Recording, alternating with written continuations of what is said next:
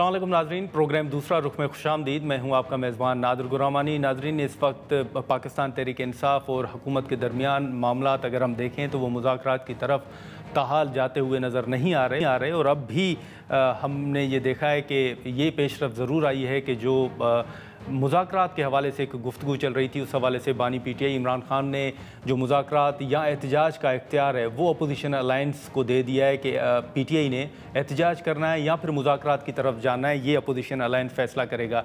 दूसरी तरफ हम देख रहे हैं कि जो सोशल मीडिया अकाउंट्स हैं, ख़ास तौर पर जो PTI से मुंसलिक हैं, उस हवाले से हुकूमत को एक चैलेंज ज़रूर दरपेश है और हुकूमत का ये मौक़िफ़ है कि ये अकाउंट्स बाहर से चल रहे हैं और उनके पास तमाम शवाहिद मौजूद हैं। अगर वो बाज नहीं आते तो हुकूमत उनके खिलाफ कार्रवाई भी करेगी। कल इमरान खान की बहनों ने एक मरतबा फिर अडियाला जेल जाना है मुलाकात के हवाले से PTI रहनुमाओं के मुताबिक, और बाकी जो रहनुमा हैं वो भी उनके हमरा जाएंगे। इस हवाले से भी क्या उनकी कल मुलाकात होगी या नहीं, ये भी देखना होगा। और दूसरा एक इशू जो मुसाफरीन जिनको ऑफलोड किया जा रहा है एयरपोर्ट्स पर, उस हवाले से है। और वफाकी वज़ीर चौधरी सालिक हुसैन ने ये बताया है, जो अक़वाम मुत्तहिदा का इदारा है IOM, उनकी जानिब से एक तकरीब का इनेकाद हुआ था और उसमें उन्होंने ये बात बताई है कि 7 लाख पाकिस्तानी जो हैं वो एक साल में बैरून मुल्क जा चुके हैं। जबकि जो अहम मसला, जो जिन मुसाफरीन के पास जो दस्तावेज़ मुकम्मल हैं, जिनके पास वैलिड वीज़ाज़ हैं, उनको भी ऑफलोड किया जा रहा है। तो वज़ीर आज़म ने इस मामले का नोटिस लिया है और वज़ीर आज़म ने इस मामले पर कमेटी तश्कील दी है कि उन मुसाफरीन को क्यों रोका जा रहा है जिनके पास वैलिड वीज़ा या दस्तावेज़ जिनके मुकम्मल हैं। तो ये जो कमेटी तश्कील दी गई है, ये कमेटी तकरीबन जनवरी के 1 माह तक अपनी सिफारशात तैयार करेगी कि किस तरह ये जो चैलेंज है इसको टैकल किया जाए। वो सिफारशात भी फिर उनको हतमी शक्ल दे के हुकूमत के हवाले की जाएंगी, ताकि ये जो माइग्रेशन का इशू है, जो मुसाफरीन का बैरून मुल्क जाने का इशू है, इसका भी कोई हल निकाला जा सके। फिर जैसे हमने शुरू में जिक्र किया कि जो सोशल मीडिया अकाउंट्स का है या बाहर जो बैठे हुए कुछ पाकिस्तानी हैं जिनके हवाले से हुकूमत ने फ़ैसला किया है कि उनको पाकिस्तान वापस लाना है, इस हवाले से भी हुकूमत मुख्तलिफ जो ऑप्शंस हैं उन पर गौर भी कर रही है। जो हुकूमत को चैलेंजेस दरपेश हैं उनका भी इजहार किया जा रहा है, लेकिन हुकूमत पुरुमीद है कि केस टू केस जो मामलात हैं उसमें शायद उनको कामयाबी मिल सकती है। मुख्तलिफ इशूज़ हैं। फिर इलेक्शन कमीशन का जो हाल ही में एक फ़ैसला आया था, उन्होंने कहा था कि बैरिस्टर गौहर को वो चेयरमैन PTI नहीं मानते, उस पर क्या पेशरफ्त हुई है। और जो अभी जैसे हमने कहा कि मुज़ाकरात की तरफ PTI जाएगी या फिर एहतजाज की तरफ, इन तमाम इशूज़ पर हम गुफ्तगू करेंगे। इस वक्त सेनेट में पार्लिमानी लीडर सेनेटर अली ज़फ़र साहब हमारे साथ मौजूद हैं। अली ज़फ़र साहब, सर बहुत शुक्रिया वक्त निकालने का। सबसे पहले तो आज जो ख़बरें हमारी नज़र से गुजरी होंगी, यकीनन आप बेहतर जानते हैं कि जो एक फ़ैसला खान साहब का ये सामने आ रहा है कि अब PTI ने मुज़ाकरात करने हैं या फिर एहतजाज करना है, ये फ़ैसला अपोजिशन अलाइंस करेगा।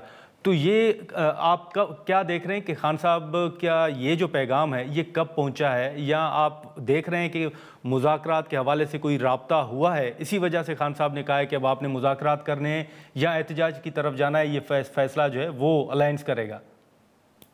देखें इमरान खान साहब से मुलाकात तो नहीं हुई काफ़ी अरसे से, लेकिन जो पिछले मुलाकात हुई थी बहनों की, उसमें जो पैगाम आया था वो यही था कि जो मूवमेंट है या उसको क्या स्ट्रेटजी करनी है, ये इसका फैसला अलायंस करेंगी और बिलखसूस चकजई साहब और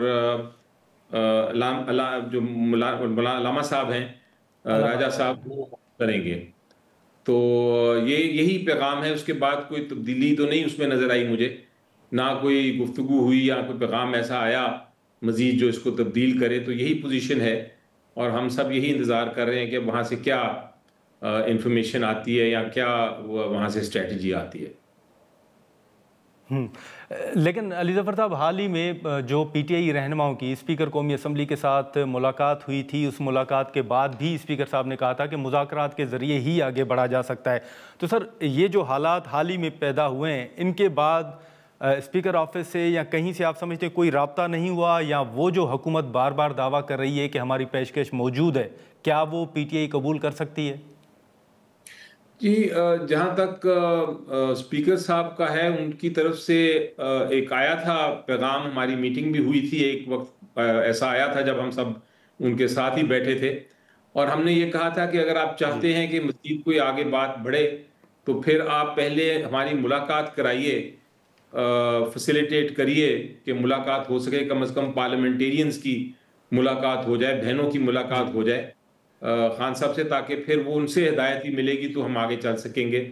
लेकिन वो मुलाकात नहीं हो सकी और उसके बाद से स्पीकर साहब के साथ कोई मुलाकात ऐसी नहीं हुई या बात नहीं हुई जिसमें मजीद आगे कोई बढ़ाया जाए। सो अब फिलहाल कोई राब्ता नहीं स्पीकर साहब से इस मामले में। नहीं है, लेकिन कल मुलाकातों का दिन है अली ज़फ़र साहब, तो क्या फैमिली ने दोबारा कल जाना है? कोई किसी सतह पर मुलाकातों की हद तक कोई राब्ता हुआ है कि कल इजाज़त मिलेगी या नहीं मिलेगी, या कल भी आप समझते हैं कि वहाँ पर एहतजाज होगा? जी, अभी फ़िलहाल तो कोई ऐसी वहाँ से बात नहीं आई या इन्फॉर्मेशन नहीं आई कि मुलाकात करने देंगे या नहीं देंगे, लेकिन बहरहाल बहनें जाएँगी ज़रूर और साथ लोग भी जाएँगे, जिस तरह हर बिलख़ुसूस मंगल के दिन जाते हैं सारे। तो अब देखें क्या आगे बात बनती है। मुझे तो उम्मीद है कि मुलाकात करने देंगे।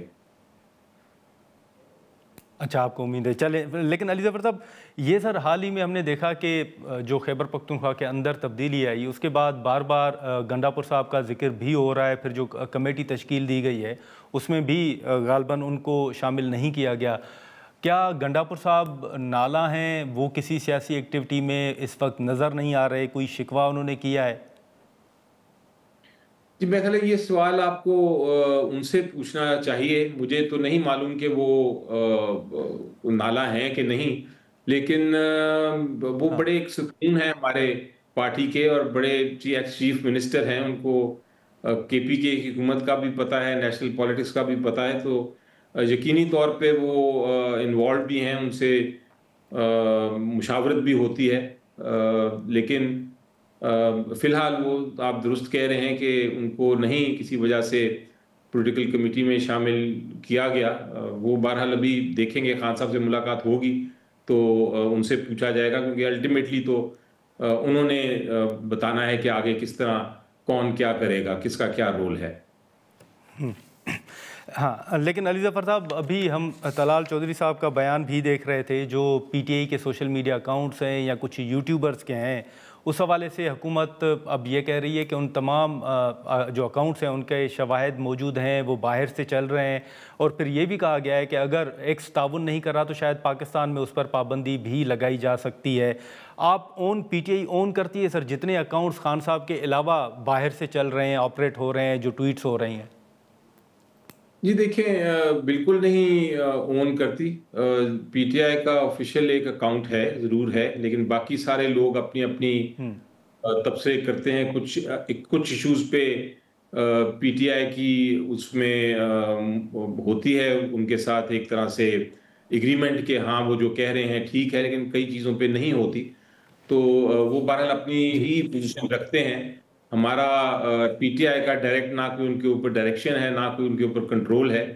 कई ऐसी चीज़ें हैं जो मकसद है मुझे भी पसंद नहीं आती, कुछ लोगों की चीज़ें पसंद आती हैं, लेकिन हमारा कोई ऐसा उनके ऊपर हक नहीं है कि हम उनको रोक सकें, कह सकें कि ये आप करें और ये आप ना कहें।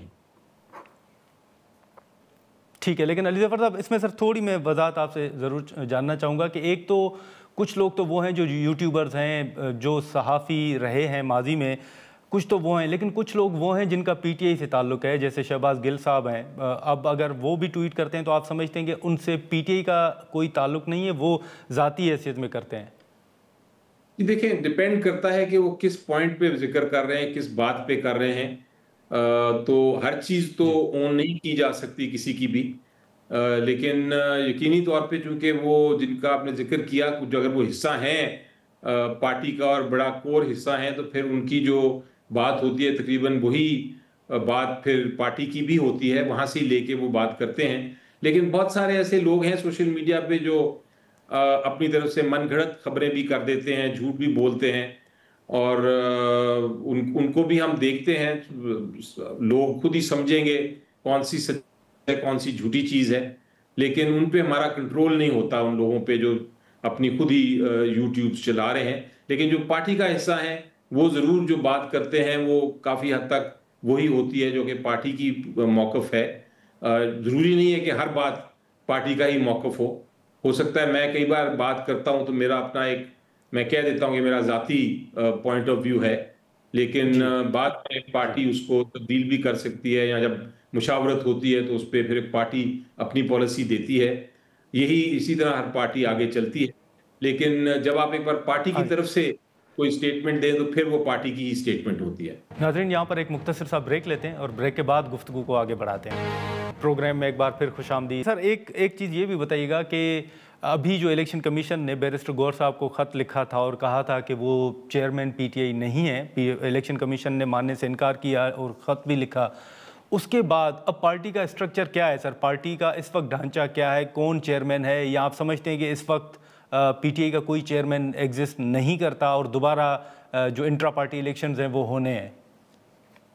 देखिए, ये एक बड़ा आपने इंटरेस्टिंग सवाल पूछा, और इसका कानूनी जवाब तो ये है कि एप्लीकेशन दी हुई है हमने इलेक्शन कमीशन ऑफ पाकिस्तान को कि जो इलेक्शन हुआ है ठीक है। उसकी आप वो जो इलेक्शन है उसको माने, और उसमें जो जो लोग इलेक्ट हुए हैं उनको फिर वो ओहदा तस्लीम करें कि यही पार्टी का स्ट्रक्चर है।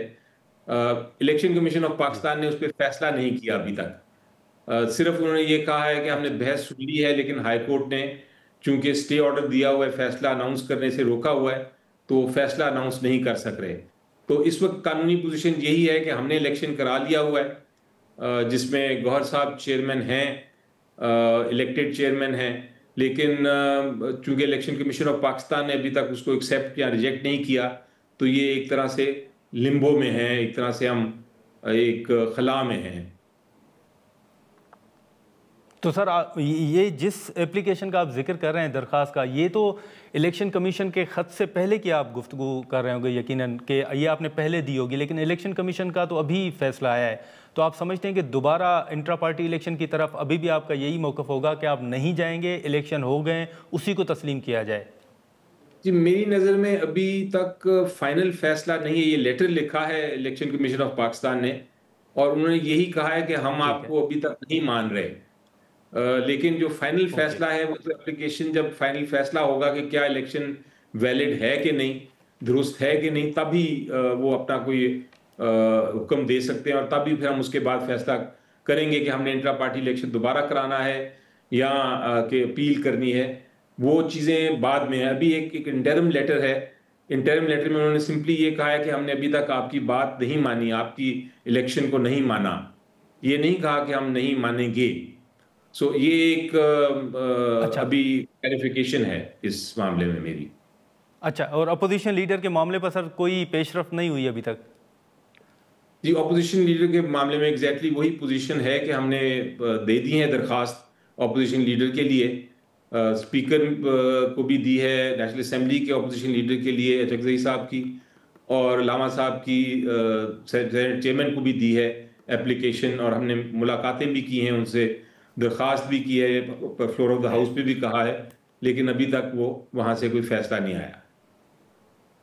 ठीक है। अली ज़फ़र साहब, एक आखिरी सर सवाल होगा कि आपको याद है कि जब इवन पाकिस्तान तहरीक इंसाफ की हुकूमत भी थी तब भी डॉन पेपर ने, डॉन ग्रुप ने सफ़र भी किया था, और अब भी यकीनन आपको आपके इल्म में होगा कि डॉन के जो इश्तिहारात हैं, डॉन अखबार के बाद अब टीवी और एफएम के भी बंद कर दिए गए। सर, आप किस तरह देख रहे हैं ये जो तंजीमें हैं, उन्होंने अपने तहफ़्फ़ुज़ात का इजहार तो किया है, लेकिन आप इश्तिहारात बंद करने के फ़ैसले के पीछे क्या आपको मंतक एक नज़र आ रही है? जी, हमेशा ये जब भी ऐसा हुआ है तो एक ही मंतक नजर आता है कि जब भी कोई अखबार सेंसर के खिलाफ कोई तबसरे देती है, जब भी कोई अखबार सच बोलने की कोशिश करती है, जब भी कोई अखबार एक न्यूट्रल, जो एक अखबार का जो एक स्टेटस होता है उसके मुताबिक न्यूज़ देने की कोशिश करती है, जो कि लोग जो ताकत में हैं उनको पसंद नहीं आता, तो फिर ये इख्तियारों के ज़रिए वो नुकसान पहुंचाने की कोशिश करते हैं।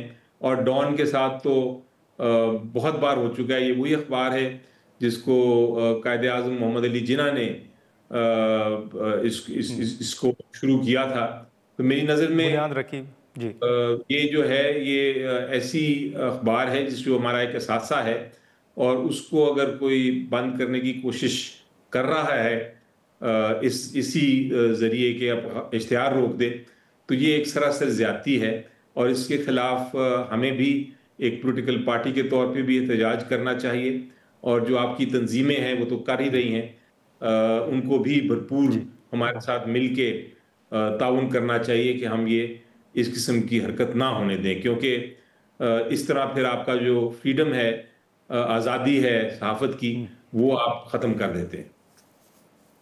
ख़त्म करते हैं। ठीक है अली ज़फ़र साहब, बहुत शुक्रिया सर वक्त निकालने का। So much. नाज़रीन, अली ज़फ़र साहब की गुफ्तगू आपने सुनी, जो पीटीआई की स्ट्रेटजी और जो इलेक्शन कमीशन के मामला थे उस हवाले से हमने गुफ्तगू की।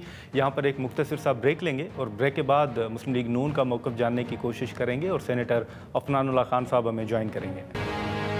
प्रोग्राम में एक बार फिर खुशामदीद। नाज़रीन, सेनेटर अली ज़फ़र साहब की गुफ्तगू आपने सुनी। इस वक्त जो मुस्लिम लीग नून का मौक़िफ़ है वो पाकिस्तान तहरीक इंसाफ के हवाले से हो या मुल्क में जो इस वक्त मईशत या दीगर चैलेंजेस का जो जिक्र हो रहा है उस हवाले से हम गुफ्तगू करेंगे। सेनेटर अफनानुल्लाह खान साहब हमारे साथ मौजूद हैं। सर बहुत शुक्रिया अफनान साहब वक्त निकालने का। सबसे पहले तो आज जो कुछ अहम ख़बरें हैं यकीनन आपकी नज़र से भी गुजरी होंगी, उसमें पीटीआई ने ये इख्तियार जो है वो अपोजिशन अलाइंस को दिया है कि आपने मुज़ाकरात करने हैं या एहतजाज करना है, एहतजाजी तहरीक चलानी है, ये अपोजिशन अलाइंस को जो है वो खान साहब ने इख्तियार दिया है। आप आने वाले दिनों में अफनान साहब मुज़ाकरात देख रहे हैं या फिर आपको लग रहा है कि अपोजिशन अलाइंस को तहरीक की तरफ ही जाना पड़ेगा? जी, बिस्मिल्लाहिर्रहमानिर्रहीम। देखें, बात ये है कि ये अपोजिशन अलायंस एज़ सच कुछ है नहीं। उसके अंदर पीटीआई है और एक हाँ। आध दो ऐसी पार्टियां हैं जो बुनियादी तौर पे एक सीट है उनकी या से भी कम है, तो उसको आप कोई एज ठीक है। सच अपोजिशन अलायंस नहीं कह सकते। आप PTI plus a few other political parties कह सकते हैं। और उसके अंदर बुनियादी बात यही है कि इसका सारा का सारा जो मेंबर है वो तो ज़ाहिर है इमरान खान साहब ही रहेंगे। तो ये बात कहना कि हमने और पार्टियों को दे दिया है वो खुद डिसाइड करेंगे, मेरा ख्याल है इसमें इसके अंदर इतना कोई एसेंस नहीं है इस बात में। बात यह है कि पीटीआई ने अगर फैसला करना है कि उन्होंने मुफाहमत से चलना है और सियासी जमातों से बातचीत करके चलना है, तो ये फैसला इमरान खान साहब ने करना होगा। और अगर वो ये नहीं करते तो इसमें उनका अपना ही नुकसान है, अभी तक उन्होंने अपना ही नुकसान किया है इसके अंदर। तो और जहाँ तक इकॉनमी की बात है, आज 0.5% आपको पता है कि जो बेस रेट है, इंटरेस्ट रेट जो सेंट्रल बैंक है अपना स्टेट बैंक ऑफ पाकिस्तान, उसने उसको कट करके 10.5% पे ले गए हैं, जो कि एक खुशाइंद बात है। इससे जो बहुत सारे हमारे सेक्टर्स हैं उनको अच्छे इंटरेस्ट रेट के ऊपर जो है वो कर्जा वगैरह मिल जाएगा, जिससे इंडस्ट्री को और लोकल कंजम्पशन जो है वो हाँ। बढ़ेगी। तो ये है इन नटशेल मामला।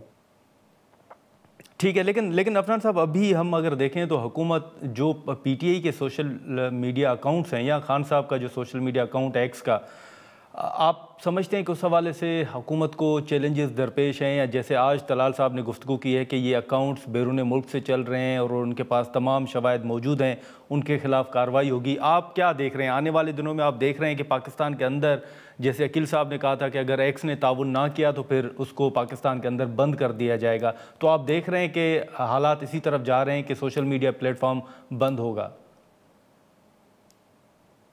देखिए, मेरा ये ख्याल है कि ये तो हुकूमत ने भी फैसला नहीं किया कि बंद करना है कि नहीं करना, मगर पीटीआई के जो मामलात हैं उसकी वजह से ज़ाहिर है एक ये जो फॉल्स प्रोपेगेंडा और अनऑर्गेनिक किस्म की जो ये ट्रेंड्स लेके आते हैं, उसकी वजह से मुल्क की साख भी को भी नुकसान पहुंचता है और मुल्क की सियासत के अंदर इंतशार भी फैलता है। तो ये इनको चाहिए कि अपने कंडक्ट को रिव्यू करें, वरना ज़ाहिर है इसका नुकसान सब सारे पाकिस्तान को ही होगा, सबसे ज़्यादा इनको होगा अगर यहाँ पे सोशल मीडिया प्लेटफॉर्म्स के ऊपर पाबंदी लगी। मेरा ख्याल है कि आपको कोशिश ये करनी चाहिए कि अनऑर्गेनिक और जो ट्रुथफुल बात है वो आगे लेके आएँ, बजाय इसके कि फॉल्स प्रोपेगेंडा किया जाए। और बहुत सारे ऐसे अकाउंट्स हैं जो आप भी जानते हैं बड़ी अच्छी तरह, जिनका काम ही सिर्फ गालियाँ देना, लोगों की पगड़ियाँ उछालना है। मगर इसके बावजूद जो है वो हुकूमत यही समझती है कि देखें बहुत सारे ऐसे मामलात हैं, बिलखुसूस ऑपरेशन बनियानुल मरसूस में एक बड़ा क्रिटिकल रोल इंफॉर्मेशन वॉरफेयर का था, जिसको पाकिस्तान की आवाम ने अफवाज के साथ मिलके शिकस्त दी, और उसके लिए सोशल मीडिया प्लेटफॉर्म्स काफ़ी इंपॉर्टेंट हैं। तो हमारी कोई ख्वाहिश नहीं है कि ये कोई पाबंदियाँ लगें, लेकिन ज़ाहिर है अगर मामला ठीक ना होए और मुल्क के अंदर मुसलसल इंतशार फैलाया गया तो हुकूमत कोई ना कोई करेक्टिव मेजर्स तो लेगी। अच्छा, लेकिन लेकिन अफनान साहब, अभी आपने देखा होगा कि जमामा साहिबा ने भी एक ट्वीट किया था जिसमें उन्होंने कहा था कि खान साहब से मुतलिक जो पोस्ट हैं या तो वो रिमूव हो जाती हैं या फॉलोअर्स जो हैं वो कम होने के हवाले से भी उन्होंने शिकवा किया था। आप समझते हैं कि ये जो पाकिस्तान राब्ते कर रहा है, जिसकी हुकूमत ने तस्दीक की है एक्स के साथ, तो ये उसका नतीजा है या अपने एंड पे ये सारा कुछ हो रहा है? नहीं, देखें, ज़ाहिर है हुकूमत पाकिस्तान ने जब बार बार एक्स को कांटेक्ट किया है तो एक बहुत बड़ी जो तादाद है एक्स के ऊपर वो पाकिस्तानियों की है, और हाँ। एक्स को चाहिए कि वो हमारे साथ कोऑपरेट करें, और जहाँ कहीं ये प्रोपेगेंडा होता है, झूठा नैरेटिव फैलाया जाता है, बयानियाँ, उसको काउंटर करे। और उसी इसी दबाव खाली हमारी तरफ से नहीं, और भी जगहों से दबाव है। जब भी इन्होंने ये जो आप रिसेंटली आपने देखा है कि इन्होंने जो बंदे की जो जो लोकेशन है वो रिवील कर दी है एक्चुअल, बेशक जो मर्जी उसने अकाउंट पे लिखी हो। अच्छा। तो उससे काफ़ी ज़रा लोगों का पता चल गया है, जो बाहर बैठ के पाकिस्तान में इंतशार फैला रहे थे, उल्टे सीधे नाम रखे हुए थे अकाउंटों के, पीछे बैठे हुए ये लोग खुद ही थे, पीटीआई वाले। तो ये इसकी वजह से ज़रा मसाइल तो पैदा होते हैं, और हमारे मुल्क का जो आइन है वो ज़रा फ्रीडम ऑफ एक्सप्रेशन की इजाज़त देता है, मगर मादर पितर आज़ादी नहीं है, ना हमारे दीन में है, ना हमारे आइन में है। और आप जो बात कर रहे हैं, आप उस बात करने के ज़िम्मेदार हैं। अगर आप झूठ बोल रहे हैं तो भी आप ज़िम्मेदार हैं, आप झूठा इल्ज़ाम लगा रहे हैं तब भी आप ज़िम्मेदार हैं। मतलब तो अफनान ये साहब, तमाम अभी ये जो पोस्ट रिमूव हो रही है या फॉलोअर्स कम हो रहे हैं, वो पाकिस्तान के राब्तों का नतीजा है, हम ये कह सकते हैं? इसका ज़रा इम्पैक्ट तो आता है ना, जब आप इतनी हुकूमत बड़ी ताकतवर होती है किसी भी, मतलब पाकिस्तान जैसे मुल्क की तो बहुत ताकतवर हुकूमत है, तो उसका ज़रा इम्पैक्ट तो आता है जब आप उनको बार बार लिखते हैं और उनको कहते हैं कि जी यहाँ मामला ठीक नहीं है, इस तरह हो रहा है, तो उसका इम्पैक्ट तो आता है। हाँ। अच्छा, ठीक है, लेकिन एक चीज़ आपने देखी होगी, कल से जो सोशल मीडिया पे चल रही है वो खान साहब की एक तस्वीर है जो जेल से दावा किया जा रहा है कि हमने देखा कि अलीमा साहिबा ने भी कहा कि ये उन्हीं की है, लेकिन ये शायद पुरानी तस्वीर है। तो आप समझते हैं कि ये भी एक फ़ेक तस्वीर है, या आप समझते हैं ये किसी तरह लीक हुई है? अगर आपके पास कुछ मालूमात है अफनान साहब। देखिए, मैंने कोई इस पर मालूमात नहीं ली हुई, और जो तस्वीर मैंने देखी है वो एआई भी हो सकती है, वो लीक भी हो सकती है, तो इसके ऊपर मैं ज़ाहिर है कोई बात करना नहीं चाहूँगा। ये ज़ाहिर है अगर कहीं जो अथॉरिटीज़ हैं, जेल अथॉरिटीज़, वही कंफर्म कर सकती हैं कि वहाँ पे क्या मामलात है। अच्छा, बिल्कुल ऐसा ही है, लेकिन कल एक मरतबा फिर जो खान साहब के साथ मुलाकातों का दिन है और फैमिली ने जाना भी है, अभी तक की जो इन्फॉर्मेशन है कि उन्होंने जाना है, तो आप समझते हैं कि हाल ही में जो हुकूमती कुछ वज़रा ने ये कहा था कि अब उनकी बहनों की मुलाकात भी नहीं होगी, तो कल भी आप समझते हैं कि मुलाकात की इजाज़त नहीं मिलेगी? देखिए, मसला जो है वो समझने की कोशिश करें, मसला मुलाकात का नहीं है, मसला तो उस इंतशार का है जो हाँ।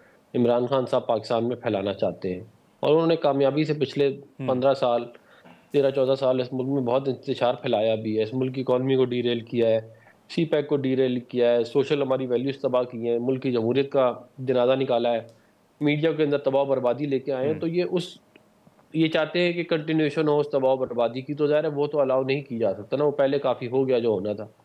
तो ये इनको चाहिए कि अपने कंडक्ट को रिव्यू करें।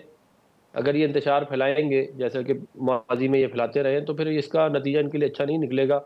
फिर यही होगा, पहले कहते थे मुझे वज़ीर-ए-आज़म बना दें, तो वो नहीं बनाया, फिर वो वहाँ से जो मामला जो है वो आ गया कि मुझे जेल से निकालें, और अब वहाँ से मामला जो है वो आ गया है कि मेरी मुलाकात करा दें। तो ये मामला जो है वो मेरे होते होते यहाँ तक पहुँच गया है, और कहते हैं जी पॉलिटिकल पार्टी से बात नहीं करेंगे। तो ये मतलब कि इस तरह की अगर इनका कंडक्ट है तो फिर ज़ाहिर है फिर जिस तरह का इनका कंडक्ट है उसी तरह का फिर हमारा भी इनके साथ रवैया होगा। नाज़रीन, यहाँ पर एक मुख्तसर सा ब्रेक लेते हैं और ब्रेक के बाद गुफ्तगू को आगे बढ़ाते हैं। प्रोग्राम में एक बार फिर खुशामदीद। अफनान साहब, आपने सर मीडिया का जिक्र किया, तो अभी भी अगर आप देखें तो जो मीडिया की तंजीमें हैं या जो मीडिया आउटलेट्स हैं उनकी कई शिकायत भी हैं। इवन अगर डॉन के अगर आप देख लें तो डॉन अखबार के बाद डॉन टीवी और जो एफएम है उनके इश्तिहारात भी बंद कर दिए गए। आप हुकूमत का हिस्सा भी हैं, आप क्या समझ रहे हैं सर कि ये दुरुस्त अमल है, इसमें हुकूमत का हाथ है, किसके फैसले हैं, आप किस तरह देख रहे हैं? देखिए, बात ये है कि मैंने सुबह वो आर्टिकल पढ़ा है जिसके अंदर ये सारा मामला आप जो बता रहे हैं वो लिखा हुआ है। अब जी। देखिए, मैं तो ज़ाहिर है जो रेलेवेंट क्वार्टर्स हैं वहाँ पे इसको ज़रूर टेकअप करूँगा, क्योंकि मैं तो ये समझता हूँ कि डॉन न्यूज़ एक बहुत पुरानी ऑर्गेनाइजेशन है, बड़ी मियां अपना कायद-ए-आज़म के ज़माने से है, तो ज़ाहिर है उसको जी। सपोर्ट करना चाहिए। मगर आप ओवरऑल अगर मीडिया का कंडक्ट देखें पिछले 10-12 साल का, तो वो ये बात वाज़ेह तौर पे जी। नज़र आती है कि जो मीडिया का ने बड़ा क्रिटिकल रोल प्ले किया ये प्रोजेक्ट इमरान खान के लिए। इवन टू दिस डे बहुत सारे ऐसे लोग हैं जिन्होंने बड़ा जो है वो आउट ऑफ द वे जाके इनको सपोर्ट किया। उसकी वजह से ओवरऑल जो आप लोगों की क्रेडिबिलिटी थी वो बिल्कुल तबाह बर्बाद हो गई, और उसी की वजह से फिर ये तबाह बर्बादी मज़ीद जो है वो आपके इसके अंदर आई, क्योंकि जो लोग इमरान खान साहब ने हुकूमत में आके सबसे पहले मीडिया के ऊपर कदर लगाने की कोशिश की, आपको याद ही होगा। तो अगर हालात ठीक करने हैं तो आप लोगों को अपना कंडक्ट भी रिव्यू करना चाहिए कि क्या माजी में गलतियां की और उनको ना दोहराया जाए। हम्म। लेकिन अफरान साहब, चलिए ये वो तो माजी हो गया जिसका आप हवाला दे रहे हैं, लेकिन हाल में अगर आप देखें तो आप समझते हैं कि वो वाले हालात हैं, और या आप समझते हैं कि ये माजी में जो कुछ हुआ ये उसका नतीजा है, या ओवरऑल अगर अब आपसे मैं पूछूं सर कि इसके पीछे कौन है? हुकूमत का फ़ैसला है, वजारत इंफॉर्मेशन का फ़ैसला है, किसका आप समझते हैं? देखिए, ज़ाहिर है वजारत इंफॉर्मेशन ही का फैसला होगा, और किसका हो सकता है? वो तो एड्स वगैरह तो उन्होंने ही देने होते हैं। लेकिन जो आप कह रहे हैं ना कि माजी की बातें, ये जो माजी की बातें होती हैं वही फिर आज भी वो फिर हाल आपका और मुस्तकबिल उसी से कनेक्टेड होता है ना। मसला ये है कि जो बहुत ज़बरदस्त किस्म की आप लोगों को ताकत इस मुल्क के अवाम ने दी, एक बड़ी मुहिम चलाई अदलिया को आज़ाद करने की, मीडिया को आज़ाद करने की, उसका फ़ायदा बजाय इसके अवाम को पहुँचाया जाता सच बोल के, जो है वो सर्टेन क्वार्टर्स जो है वो अपने मामलात में लग गए और अपने अपने फ़ायदे करते रहे, और उसका नुकसान फिर इवेंचुअली सबको हुआ। ठीक है, ठीक है। लेकिन एक सर आखिरी सवाल अफनान साहब मैं पूछूंगा कि जैसे हम माजी का भी जिक्र कर रहे हैं और हाल ही में जो फैज़ साहब को सज़ा हुई उस हवाले से अब एक बहस तो ये चल रही है कि जी बाजवा साहब का कोई कसूर नहीं है। फिर ख्वाजा साहब को अगर आप देख लें तो वो अभी भी बाजवा साहब का जिक्र करते हैं, मियाँ नवाज शरीफ साहब जो हैं वो बाजवा साहब का जिक्र करते हैं। तो आप समझते हैं कि इसमें बाजवा साहब का जो कुछ माजी में हुआ उसका कोई अमल दखल नहीं है उनका, और फैज़ साहब ही थे? या आप देख रहे हैं कि मियाँ साहब जिस तरह इशारा दे रहे हैं कि खान साहब को लाने वाले या उनके जो पीछे थे उनको भी कानून के कटहरे में लाना होगा, एहतसाब होगा, तो आप देख रहे हैं कि बाजवा साहब का भी एहतसाब होगा? देखिए, बात यह है कि जो कुछ जनरल फैज़ ने किया वो किया तो जनरल बाजवा की कमांड के अंदर ही था ना। अब अगर उनकी हाँ। कमांड, उनकी नाक के नीचे वो कत्लो गारत और ये जो कुछ भत्ताखोरी और ये मतलब सियासतदानों के साथ जो कुछ ठीक कर है। रहे थे, जो कुछ मतलब कि ये सारा कुछ उनकी नाक के नीचे हो रहा था ना, उनके दौर में हो रहा था जब वो आर्मी चीफ से। तो ठीक या है तो जी। मतलब वो इतने इनकॉम्पिटेंट थे कि उनको पता ही नहीं चला, या फिर वो इनके साथ मिले हुए थे। इसके अलावा तो कोई तीसरी बात तो नहीं हो सकती ना। अब बात यह है कि जो तफ्तीश, जो मामलात आए हैं सामने, उसमें जो तफ्तीश होगी, उस तफ्तीश से में जो लोगों के नाम आएंगे, फिर वो जो है अपना मामला आके एक्सप्लेन करें कौम के सामने कि क्यों उन्होंने एक अच्छा खासा चलता हुआ मुल्क जो है उसको, उसके निज़ाम को तबाह बर्बाद किया, और उसके निज़ाम को जड़ से उखेड़ने की कोशिश की। वो तो अल्लाह ताला की मेहरबानी से पुराना पाकिस्तान बच गया, वरना तो ये जो फितना है इमरानिया है, ये तो पूरे मुल्क के निज़ाम को खा गया था, ये समेत क्या कहते हैं फौज को। ये तो अल्लाह ताला की मेहरबानी से हम बच गए थे। तो ये जिन लोगों ने ये पौधा लगाया, जिन्होंने इस पौधे को पानी दिया, जिन्होंने चाहे वो जुडिशरी में थे, चाहे वो सियासतदान थे, चाहे वो मीडिया के लोग थे या एस्टेब्लिशमेंट के लोग थे, वो तमाम लोग जिम्मेदार हैं जो कुछ जनरल फैज़ ने किया, क्योंकि ये सारा का सारा चल एक सिस्टम के तहत हो रहा था जिसमें सारे के सारे ये लोग, बहुत सारे लोग चल बेनिफिशरी थे। तो उन तमाम लोगों को ज़ाहिर है अपने कटहरे में आना चाहिए। चलें चलें, ठीक है अफनान साहब, शुक्रिया वक्त निकालने का। नाज़रीन, सेनेटर अफनान उल्लाह खान साहब की गुफ्तगू आपने सुनी। अब कल जो मुलाकात का दिन है उस हवाले से अफनान साहब ने अपना मौक़िफ़ तो रखा, अब देखना ये होगा कि कल इस हवाले से क्या पेशरफ सामने आती है जब खान साहब की फैमिली वहाँ पर पहुँचती है। लेकिन इस हवाले से हुकूमत पहले ही वाज़ेह कर चुकी है कि क्योंकि मुलाकात के बाद सियासी गुफ्तगू होती है, ट्वीट सामने आ जाते हैं, तो इस वजह से अब मुलाकात नहीं होगी। फिर अब जो PTI का फ़ैसला है कि मुज़ाकरात या एहतजाज, ये अपोजिशन अलायंस फ़ैसला करेगा, तो उस हवाले से भी देखना होगा कि अपोजिशन का क्या फ़ैसला सामने आता है। आज के प्रोग्राम में इतना ही, इजाज़त दीजिए, अल्लाह हाफ़िज़।